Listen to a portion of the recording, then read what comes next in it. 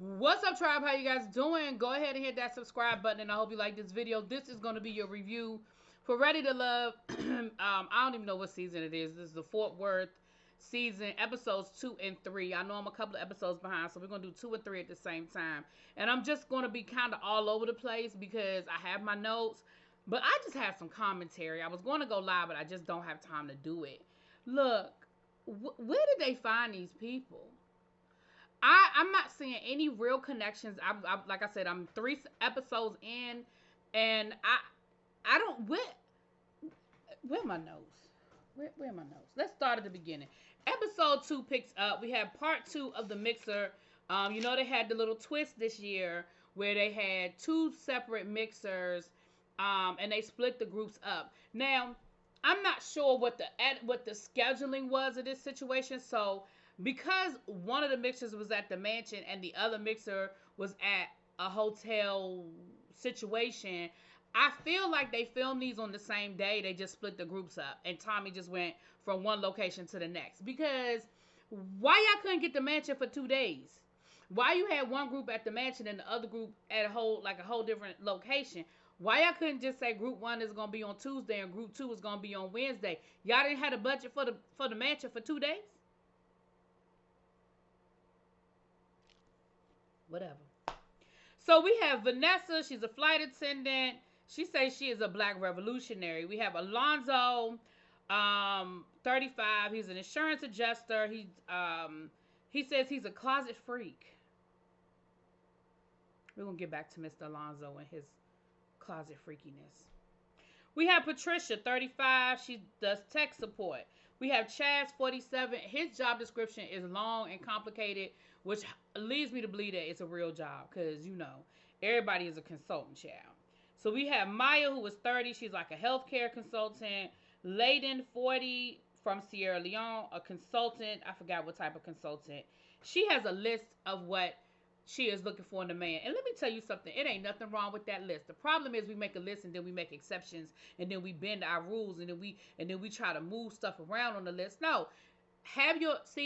What I have is a list of non-negotiables, and then I have a list of wants. Then I have a list of well, okay, you know what I'm saying? But there are certain things that are non-negotiables when I am dating a man or when I'm looking to date a man. And that I'm okay with. I'm okay with all of it. I mean, you do what works for you. But certainly having a list of non-negotiables, boom, I'm here for it. The problem is, Layden, is you got to stick with it. Jonathan, 36, he runs his family's business, which is a recycling center. He is Nigerian. He was married with a child. Now, I'm not understanding, and I know a lot of this is editing. So let me just go by what they're showing us, because I'm sure somebody going to be in the comments and say, well, somebody went live and said this. Well, somebody was on was somewhere else on the panel and they said this. Well, somebody was on Twitter and they said this. So I'm sure that the editing has edited and did what they do. But I am not understanding why we're making such a big deal about Jonathan's ex-wife and child. It's almost like they want it to be a problem when Jonathan keeps telling them it isn't. Now, unless they're not showing us where Jonathan is talking about his ex-wife incessantly, and won't stop, I'm not understanding why we are so laser focused on Jonathan and his child and wife. We have Lamar, who is 42. He's divorced. They say he's a DJ and a coach. I'm going to just go ahead and let y'all know now. I don't like Lamar. I think he's a fucking clown. There's nothing about Lamar that I find entertaining, amusing.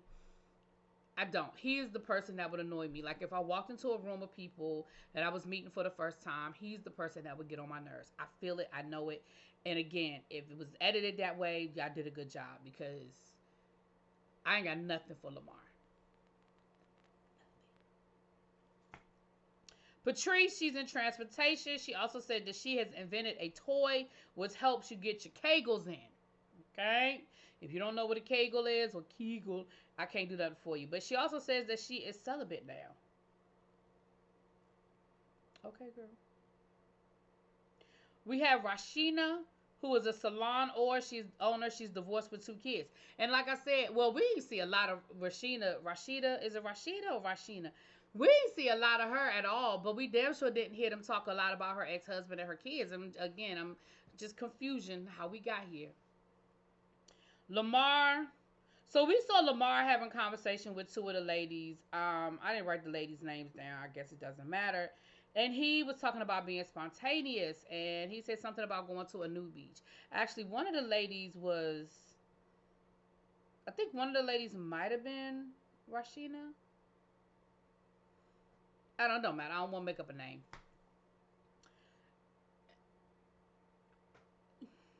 And he couldn't understand why they didn't think that that was a cool place to go for a first date. Because he said something about he likes people, women that are spontaneous. Like, would anybody be willing to jump in the pool, right? If I said let's get in the pool. Now, one of the ladies said yes, the other lady said no. But here's my issue. Here's my issue altogether. I don't even have an issue with yes and no. I have an issue with the fact that then you turn around and ask about a new beach. So I feel like you're trying to go in that direction. Like, what?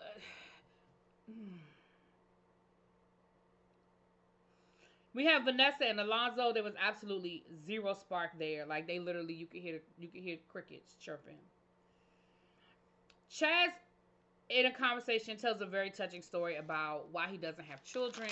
He said that he lost a child and how painful that was, and how he never really wanted to go down that road again because he didn't want to feel that pain again. And I mean, he lost a child, like, had the baby shower, had a nursery, baby was born, and then passed away. And so I definitely understand that, and I can appreciate that he opened up about that being the reason why he doesn't have children. I can respect that. So then they played a game called Good on Paper, and I'm just like, it's only about two of them guys that I feel like are good on paper, but we're gonna now, I'm gonna be honest with you. I ain't write down all the questions, but the one that stood out to me was that Lamar is the one that they were like, he likes to push sexual boundaries. He likes threesomes. He likes using toys. And here's the thing: I'm not shaming anybody for their sexual prowess. Like, do you get it in where you fit in, and you can find, anybody has a partner, they can find a person that's okay with that. So I'm not saying that, but I just find it interesting. We have Lamar and we have Alonzo that both seem to be very preoccupied with sex.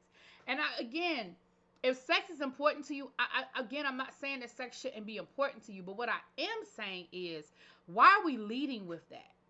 Because if you lead with sex, then what that tells me is that's where you are. And if you're leading with sex, I feel like you're not really interested in getting to know me better. But moving on. So then we have the conversation between Lamar and April, and they get into the dating history. So first of all, at this point, I'm wondering if that conversation was edited to make it look worse than it was, because they're having a conversation. She's giving him the rundown of who she is. I have my degrees, and I have this, and I have that. So then she said, well, let me ask you some questions. So she asked him about his last relationship, and he tells her when. She said, have you ever been married before? He said, yes. When were you divorced? He told her the year. She said, well, when was your last relationship? He told her when. She said, well, how long did that last? Or something. No, I think she said, have you been in a serious relationship after your marriage? And then asked, well, how long did that last? And it seemed like a light, a switch was flipped, and he immediately was like, why? Why do I need to tell you? Why are you asking me about it? Why do you need to know? And it really seemed like it came out of nowhere, y'all. It really seemed weird AF that it went from 0 to 100. And then it just got very, very touchy between the two of them, to the point where she got up to walk away, and he was like, yeah, you dismissed. What? Dismissed? I just felt like the way he was talking to her was rude. Like, he don't know her like that. Now, I don't know what April may have said that, like, irritated him, but if that's all she said, I don't understand why you're mad. Like, that is literally why we're here. Like, those questions, everybody is asking and answering those exact same questions. When was your last relationship? How long was that last relationship? Do you feel like you're over it? Like, those are the questions you ask, especially when you're in almost like a speed dating situation, because that's really what that is. Because at the end of the night, they have to make a decision about somebody going home. So I was confusion. It went so bad. And I didn't understand why it went so bad. Oh, actually, I skipped over a whole. Did I skip over all my notes? No. Yes, I did. I'm on episode 2. Hold on, let me rewind. So Maya and Patricia were in the bottom. Maya was safe. Patricia got sent home. Now I'm gonna say the same thing about this one that I'm gonna say about the other one, and don't tell me because I don't know. But I really hope that they do give the people that got sent home an opportunity. But it doesn't look like they are. But I feel like that was kind of messed up that you got sent home based off of not even meeting the whole group. But child, who am I? So that's when, okay, so my bad, y'all. So now we on episode 2. We're at the brunch where everybody is coming together. Um, April and Jonathan, I don't feel like they had any sparks there. It was April, Jonathan, and one of the other ladies, and they were talking to him about his ex-wife and his kids, and he felt like he was being grilled, and so he sort of kind of got up and, excused himself from the conversation. He said it was getting uncomfortable. Now, again, he asked their questions, but because they asked him something about, well, did you and your ex-wife ever double back around after the divorce? And he said, in the beginning I did, but I realized that we had to make a clean break. We had to kind of, get away from, we had to really move on. So then they asked her, well, does she still want to be with you? And he said, well, sometimes I get that feeling. And they wanted to keep going, and it made him uncomfortable. And I don't blame him because, first of all, number one, his wife don't have nothing to do with this as far as the dating part of it. I feel like he gave y'all what he needed to give y'all. So he walks away, and they going to say, oh, it sounds like he got some baby mama drama. No, it doesn't. I mean, it could. It could. But anyway, moving on. I already told y'all about Lamar April Child.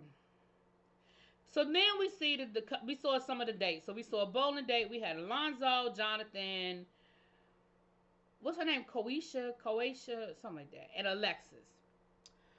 There was absolutely no sparks. They looked like they had fun bowling, but when it got down to the one-on-ones, Alonzo was Jonathan liked Alexis, but neither Jonathan or Alonzo were feeling Koisha. Is it Koisha? Neither one of them were really feeling her.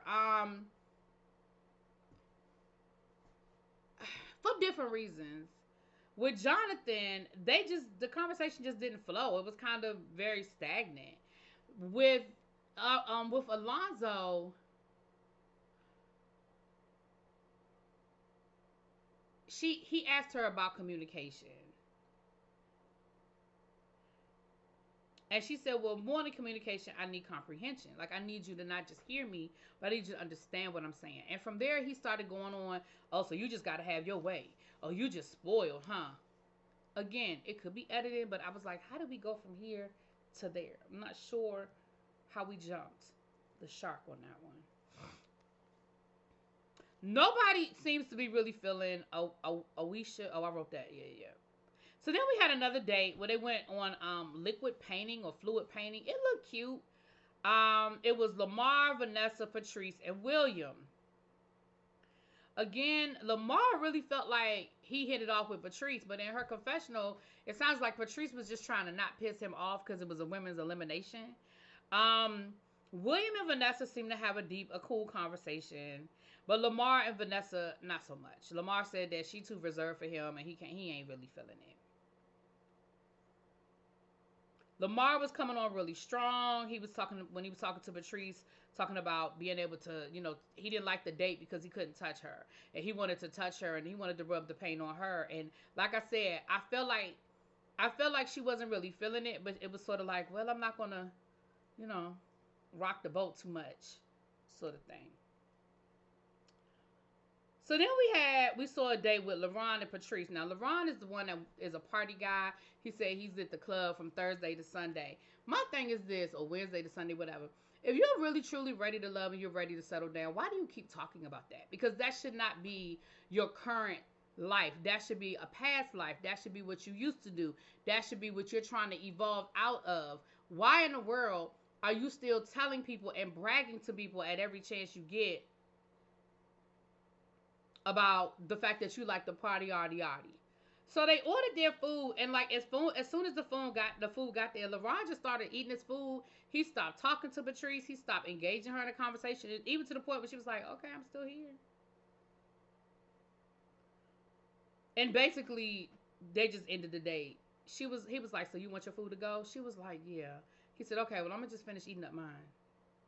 So that didn't go well. Then we have Jonathan and April. And April picks up where she, quote unquote, left off about him and his daughter, I mean, and his ex-wife, and how he feels about his ex-wife and that relationship. And once again, he was uncomfortable because it was like, why do we keep talking about this? Why do we keep going here? Why how did we get here? Like, why are we here? So we get to the men's lounge, and Patrice is at the top of everybody's list. Everybody liked Patrice. Patrice. And it was funny when it got to LeBron and he said Patrice. In my mind, I was thinking, you ain't even got a clue because Latrice is not feeling you like that, bruh. You think she is, but she's really not. Then we had, at the bottom was April and Koisha. Now, it was sort of really clear the writing on the wall that April was going home because nobody, when I say everybody had her on the, like, at least a few guys were saying that they liked Koisha. Am I saying that baby's name? I don't know if I'm saying that. Listen, excuse me if I'm saying your name wrong. Charge it to my head, not my heart, but I swear it was Koisha. But anyway, a few guys liked her, but nobody, I mean nobody, said April's name. So I said, well, April going home. Now, April, baby, your first clue should have been that Lamar was the one that was having your date. And you knew that the guys had met. Baby, you had to know it was you. You had to know that Lamar jumped at the chance to go and tell you that your ass was being kicked off the island. You had to know that. So they have their conversation, and when he says, well, the guys decide that you're not ready to love, her response was, well, maybe they're just not ready for me. Girl, you stick with that and you go with God. Because I don't see no winners in this pile. It might be a few. I like Chaz so far. I don't know how I'm going to like him in 2 weeks. I like Chaz so far. Jonathan is interesting.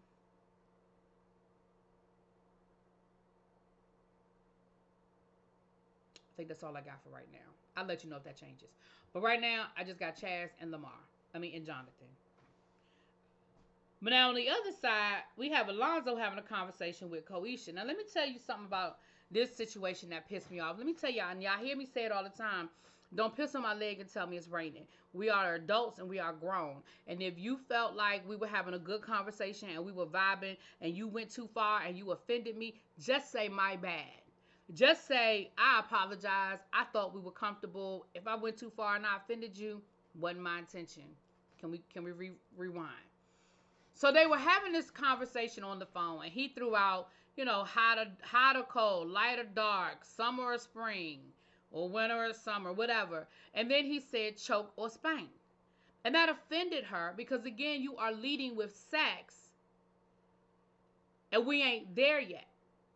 He is going to sit here and pretend like, well, that doesn't mean sexual. I mean, you automatically assumed I was talking about sex, but I wasn't talking about sex. And you just immediately got an attitude and blah, blah, blah. So you could tell that they cut a lot of the argument out.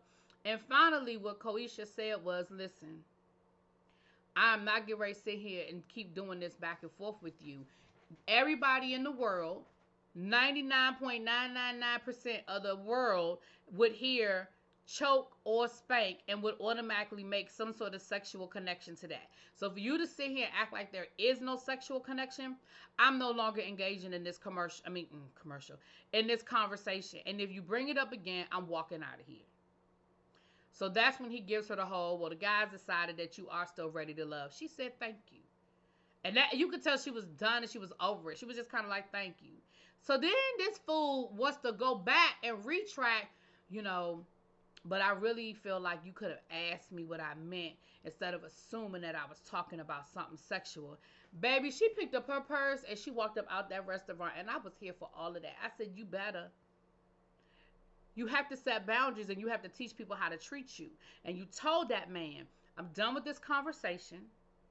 If you want to continue to talk about this, I'm leaving. And when he tried to double that conversation back around, she left. And I was here for all of that. Sir, even if, first of all, I don't know how you couldn't have meant anything sexual by it, but even if you didn't, you know that you've offended me, and I was very clear. I was very clear. This conversation is over. You wanted to double back, so now you're having that conversation by yourself. I was here for all of that. So I think I got 2 more episodes to get caught up on, chat. I don't know. But that's episode 2 and 3. Yeah, because we have 2 and 3. Yeah, we have 4 and 5. So I'm gonna probably do the same thing. Maybe do a double, back to back so we can get caught up. But anyway, let me know what you guys think. I'll talk to y'all later. Peace.